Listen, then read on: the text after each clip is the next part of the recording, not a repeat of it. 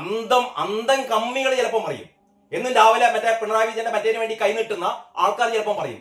അതല്ലാത്ത ആൾക്കാർ നിങ്ങളൊന്ന് ചുറ്റുപാട് നോക്കിയേ.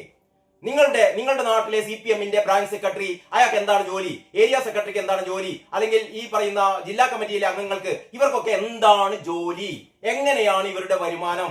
എങ്ങനെയാണ് ഇവര് ഇത്ര വില കൂടിയ കാറുകളിൽ സഞ്ചരിക്കുന്നത്?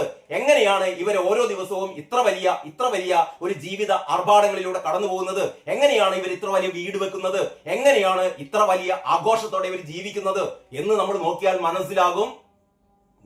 നാടായ എന്തൊക്കെ അധാർമിക പ്രവൃത്തികൾ ഇവിടെ നടക്കുന്നുണ്ടോ ഇതൊന്നൊക്കെ മാസപ്പടി, കൃത്യമായ മാസപ്പടി ഇവിടെ വീണ വിജയന് മാത്രമല്ല, ഇവിടുത്തെ ഓരോ സഖാവിനും എന്ന് പറഞ്ഞത് ഞാൻ പിൻവലിക്കുകയാണ്. സഖാവല്ല, സഖാക്കന്മാരുടെ ചെലവിൽ കഴിയുന്ന ഇവരുടെ നേതാക്കന്മാർക്ക് കുട്ടി സഖാക്കന്മാർക്ക് ഉൾപ്പെടെ മൂത്ത സഖാക്കന്മാർക്ക് വരെ അങ്ങനെയാണ് പറയുന്നത്.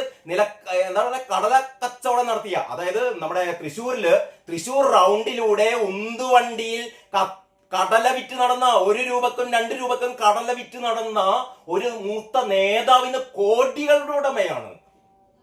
ഇത് പറയുന്നത് ഈ പറയുന്ന ഡിവൈഎഫ്ഐ നേതാവ് പറയുകയാണ്. അതിന്റെ വാർത്ത മാതൃഭൂമി കൊടുത്തത് ഇങ്ങനെയാണ്.